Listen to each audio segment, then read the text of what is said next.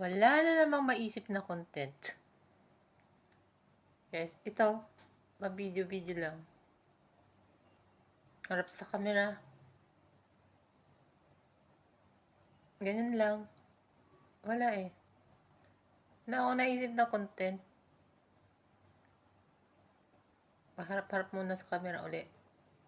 Gusto ko kayo i-tour sa aking room dito sa isang kwarto, pero medyo makalat eh. Yung bagay ko hindi ko pinaayos. Wala akong magawa. Gusto lang may content. Kalat-kalat dito sa akin. Kaya hanggang dyan lang ang tingin, ang video. Oh, balik sa akin. Yun lang guys. Para lang may content.